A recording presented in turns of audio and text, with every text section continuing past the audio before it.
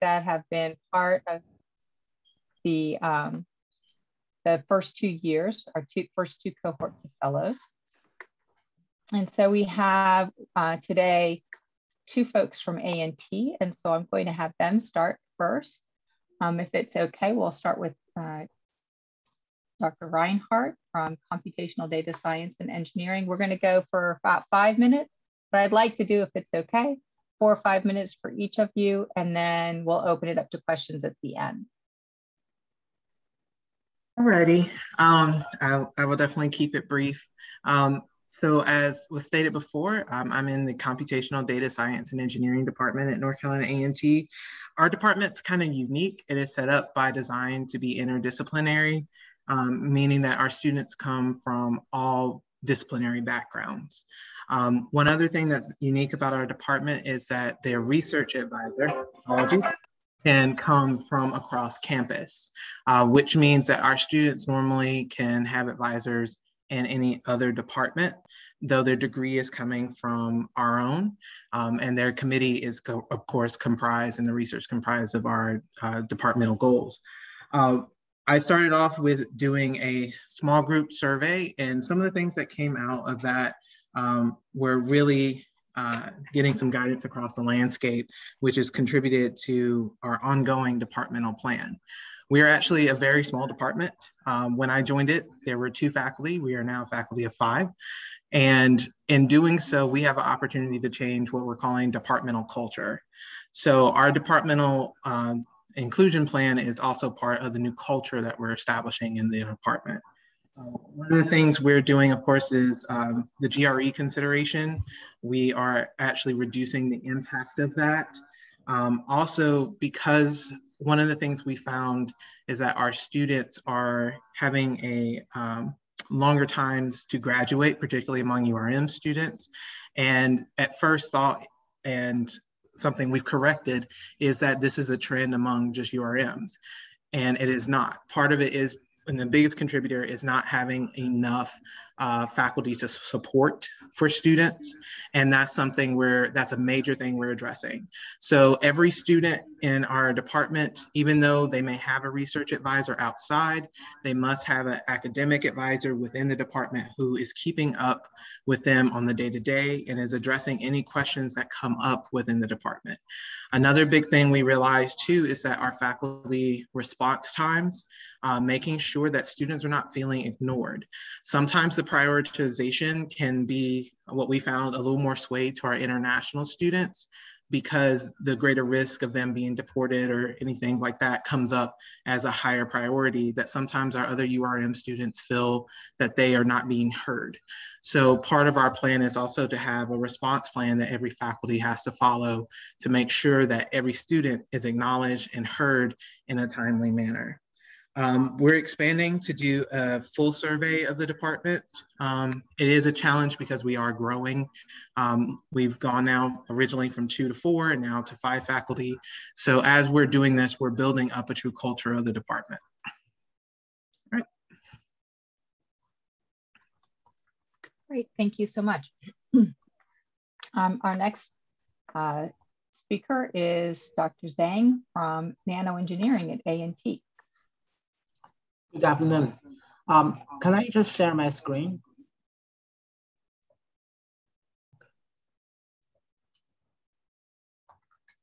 So can you see my screen? Yeah, I just want to make sure. Yeah, okay, great. So just want to talk about our department plan to promote success of diverse doctoral students. So I'm the associate professor of nanoengineering from the Joint School of Nanoscience, Nanoengineering. Let me try to move to the next slide. Okay, yes. So Department of Nanoengineering is part of the Joint School of Nanoscience, Nanoengineering.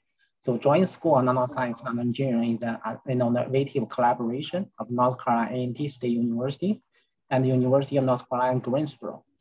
So for the nanoengineering PhD program, it is founded in 2012 and currently has about 40 PhD students. So The goal of the department is to strengthen the non-engineering PhD program by fostering a diverse student and faculty body and promote the success of underrepresented minority students, PhD students.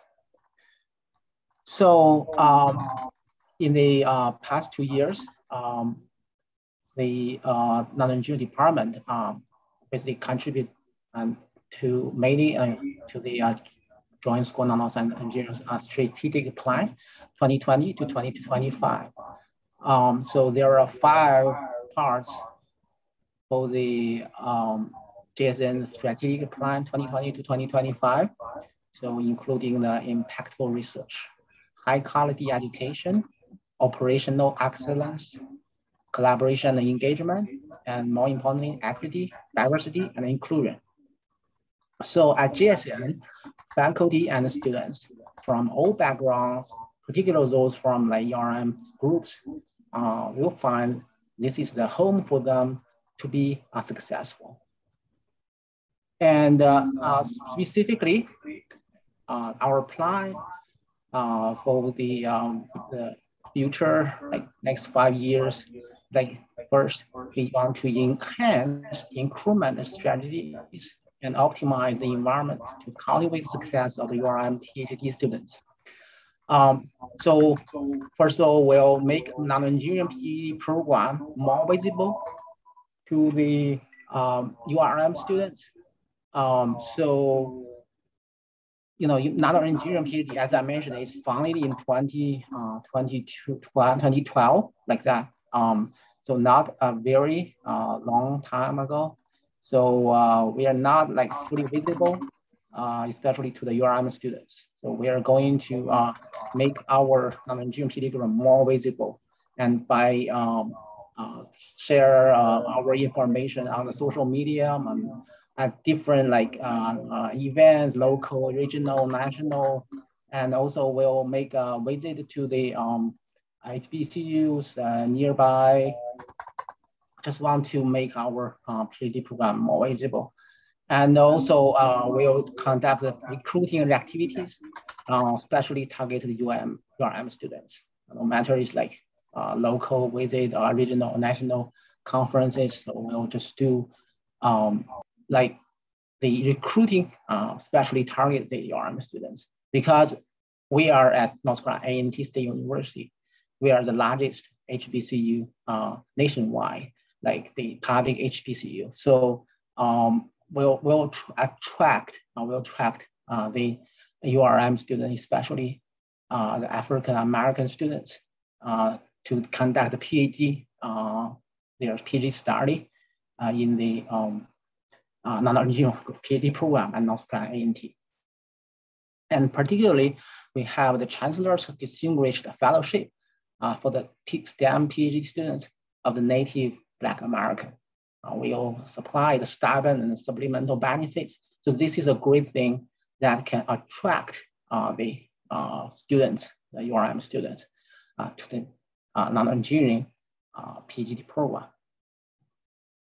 The second thing is we want to foster an environment that attracts and retains and aids in the success of researchers from the URM groups. So for all the PhD students from the URM group, they will have individual development plan. So the department and will work with the URM PhD students and to develop their individual development plan on the day one when they join and become the PhD student in the non-engineering program. And also department will do the advisor training. We'll have the workshops, so just in the department and have the external speakers, and to have our advisors for the URM students. They are trained, you know, maybe just kind of do a kind of annual refreshment training like that. Just make sure the advisor and the URM students, they work together towards the students' individual development plan. And also department will do our best to connect URM students with the resources for their professional development at department level, the JSN, like college level, university level, and even from other resources like nationwide, like that. And third, will promote academic and social environmental, where researchers from URM groups will strive as researchers and have strong records of accomplishment. You know, to be successful, we want our URM PhD students to have a strong records of accomplishment, like the publications in high quality journals, invention disclosures, and regional and national recognition. So this is we're going to do. We'll just push our URM PhD students towards their the big success. And as a department, as a JSN, like the college level, we'll try to lead and organize and participate in national, regional, local, and campus conversations on the key issues on diversity and inclusion in the STEM field. So that's about our department plan. Thank you. Thank you so much. Our third speaker is Adam Reitzel from UNC Charlotte and the Biological Sciences Department. Hey everyone, thank you. Yeah, so I'll try to summarize what we've been up to for the last year and a half or 2 years. And I'd first like to just say thanks to the AGEP program for making the conversation possible to start with. I think that's been, in many ways, the last year and a half or so as part of forming this plan was starting the conversation and finding how much interest and energy there was, not only from our faculty, but equally, if not more importantly, from our graduate students as well as undergraduate students. And I think that community that started to form, even with COVID, has just been inspiring. And I think already very impactful for how our department functions and kind of where we're going next. So, you know, some of the activities we've done early from the graduate programs, you know, specifically is we got rid of the GRE score as part of the evaluation. And in many ways, GPA has become much less emphasized. So some of these things that come out of recommendations we've implemented. As part of our diversity plan, we made a lot of changes just in the last year. We've included, as part of open departmental discussions with graduate students and undergraduate students, we formed a DEI committee that's in our bylaws now and has representation from all those groups as well as postdocs. So we have representation from across the part of our department that makes our department a department. And so that's included then also adding a Slack channel, which is open to anyone who wants to join the Slack channel, which has been wonderful for sharing not only success stories, but also for opportunities. So that's been a very active channel for our group. Kind of going alongside with the formation of our DEI committee, led by our graduate students was the addition of a SACNIS chapter at UNC Charlotte, which again, very much in parallel with the DEI, has again shown our priority for having increased diversity and sort of celebrating the successes of all of our students. Similarly with DEI, we've also formed a Slack channel for that group because with COVID, we found that conversations were hard to have. Ones we would have as part of brown bag meetings, which we hope to start up this fall. We were able to continue those through some of these sort of messaging apps, and that's been really effective for us. Some other things we're doing, we've added to our faculty annual merit a separate category for promoting DEI activities. And so that gives the faculty a chance to highlight what they've done or what they would like to do. So that's again, part of our evaluation. We've changed our webpage substantially to sort of highlight not faculty achievements only, but also the student achievements and the students that represent our department. And I have to do a big kudos to our department chair, Dr. Christine Richardson. We've had tremendous leadership, and it's made all of our faculty and graduate students and undergraduate interested. We've had a really strong ally in making these all happen. few other things that we're doing right now. Also, I became the GPD. That seems to be at UNC Charlotte. If you join the AGEP program, you become the GPT of your respective department. So some things we're doing is reformatting our first semester graduate course to be focused on what it means to be a graduate student, talking about things that we've talked about as part of the AGEP program, things like what is a mentor? What is mentoring versus advising? So things I've learned over this past year we'll be implementing formally as part of this course. So graduate students get off on the right foot as they begin graduate student studies.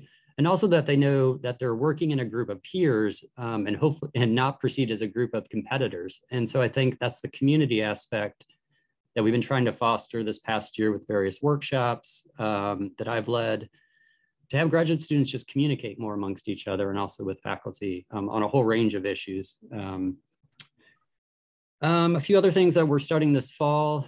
These were kind of part of our plan. Our plan keeps getting longer, by the way. I know I submitted one, but we keep adding more elements to it. We're gonna be doing more peer mentoring, both with faculty as well as with graduate students. So again, building community amongst our department.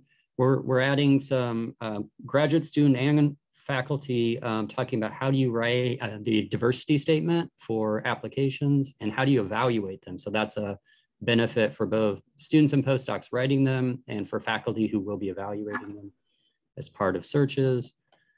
I should probably just stop, but anyway, so I just want to say thanks, AGEP, for the opportunity. Yeah, you made a real difference for our work here. Thank you.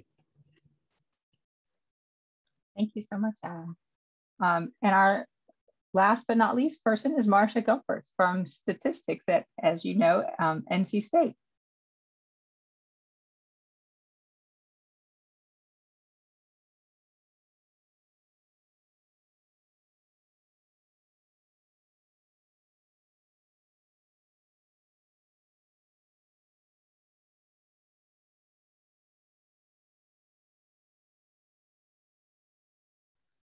Are you speaking?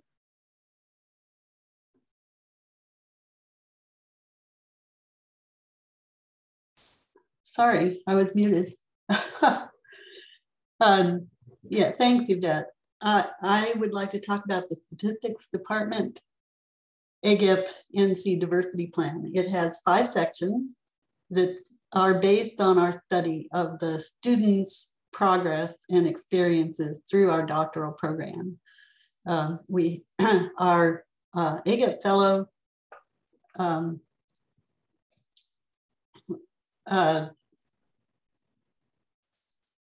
did have some listening sessions with some students. And so we learned quite a bit from that, as well as from the climate surveys in the department. First, we proposed to monitor the experiences and progress of the students. The second part of the plan is to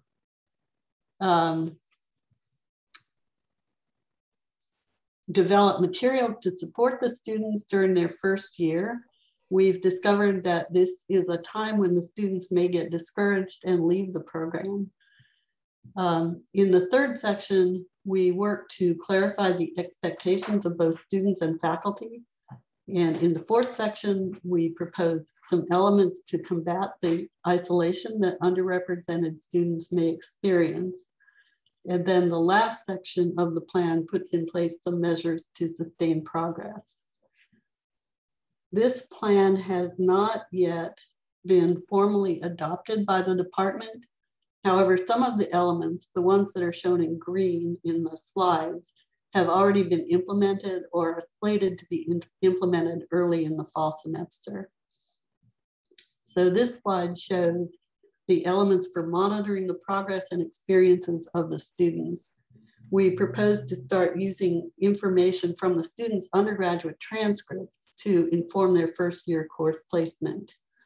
And hopefully that will make their first semester in the graduate program as successful as possible. We propose to have each student regularly complete an individual development plan with the help of their faculty advisor. And this spring, we developed and administered an exit survey for all students who completed the degree or left the program in the spring of 2021. The students come in with varying academic backgrounds. And so we propose to develop tutorials, online resources, and a supervised peer group that's coordinated with the first year courses. And we've also found that having a fellowship rather than a teaching assistantship takes some of the pressure off of the students. So we've developed materials on applying for fellowships.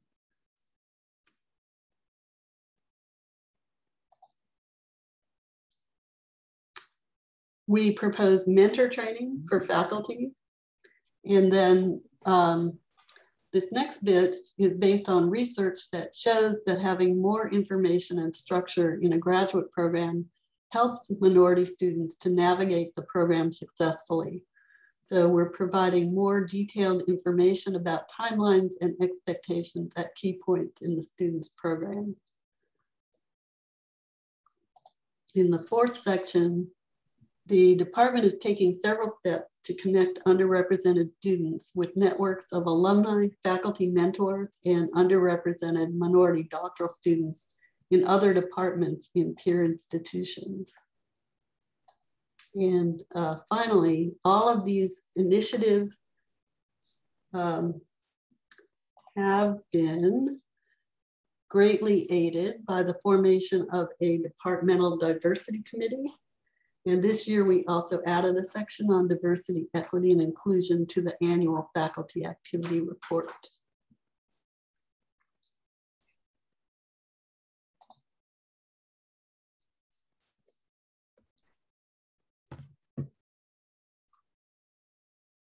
Great, thank you, Marcia.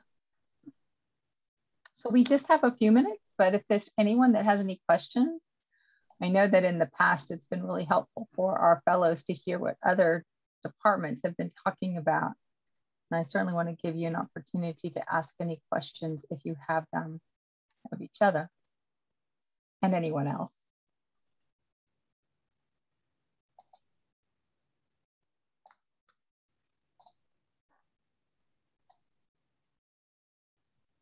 Walt. Yes, someone mentioned peer mentoring among the graduate students. And I was wondering if whoever it was would amplify that a little bit. It was Adam, wasn't it? Yeah, it was me. Yeah. This is something that we've talked about as a department for actually a few years now, was having have more seasoned, more senior graduate students be available. And we even toyed around with sort of a signing, if you will, for incoming students. So they have another set of, another type of mentor whenever they enter the program. It's been more informal over the years, and it's remained that way so far, where it happens mostly within their own labs still. But what I've been trying to do now is not to do it so much one-to-one, but to have that there's conversation that starts on day one where they look to their peers, other graduate students, as a source of information, inspiration, because I think that, and that's been really successful. We focused the first one on talking about funding, which was, how do you apply for a fellowship? Because I did an internal survey which showed the biggest impediment was not knowing how to do it, which is an achievable goal to, or achievable barrier to get over. So I started a small group, it started off with, and then it grew and it keeps growing where now students talk to other students about, how do I apply for that? So I saw that as sort of something that could work beyond just applying for funding. And now we're doing it for like TAs. How do you do teaching, right? That's a hard thing to learn. So we're just trying to grow that out where it's comfortable, we hope, to have the conversation amongst graduate students, but, and keeping an ear for places where we can do better. I don't know, does that sound reasonable? I don't know. That's helpful, thank you. Thank you. John Kazita, you had a question? Yes, thank you all presenters for your great work that you're doing. I'm led to the chicken analogy that one of our speakers gave us. I'm wondering what have you witnessed in your department as something similar to the chicken, faculty not wanting to be bothered, and how have you overcome the faculty who on the sideline? How have you overcome that reluctance to join in helping? And how do you make sure that you don't become the meal for all the faculty members to feed on as a chicken? So in our department, the diversity committee has been very engaged and helpful in having these discussions and working up this plan. And then we've had several faculty meetings where we've discussed this and a retreat. And the faculty seem, many of the faculty seem very interested. So that's been really a good experience. And then in our plan, I didn't mention this, but we did assign all of the responsibility, all of the parts of the plan. We assigned a person in the department to be responsible for that. Most of it falls on the director of graduate programs. And then some of it on the diversity committee, some of it on the department head. But I do think that's an important thing when you're developing these plans, is to identify who is going to be responsible for carrying things out and making sure that they carry on into the future.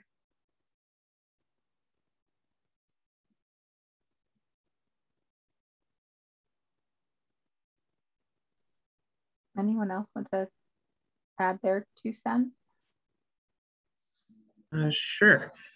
I know for one thing with our department, as I know we all try to keep our departmental meetings brief, concise, but we speak about it at every single department meeting to make sure that every faculty is on board with what our directions are, and that they're actually implementing and hearing from their students. Sometimes we focus so much on the research and checking in with students on that we forget to talk to them about the real realities that they're facing. So even in our faculty meetings, we bring up what students have said so that we can actually see how successful we're being, because we know word of mouth between our students is very impactful, how they're speaking with each other and making sure that we are doing our jobs to the fullest without going overboard, and making sure we support each other in how we're approaching things. You know, one thing, like you said about kind of being the feed, you know, if someone's going way too far, it's like, okay, hold on, we're going to go consistently in this direction, and that they have extra support, especially those of us who are younger or newer faculty. So that's become a big part, so that we're all constantly meeting and discussing these things.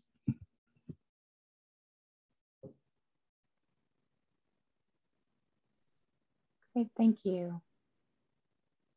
We have like less than a minute, so I won't ask anyone else to ask any more questions. I really appreciate your attention, and I thank all 4 of you for presenting for us today. I know for me, having had the opportunity to have conversations with all of the different faculty fellows over the past few years has been really wonderful, and to see how different departments approach these things is really has been very interesting, and I've learned a lot from all of you. So I really appreciate your willingness to speak out today and update us on what's going on. So thank you all.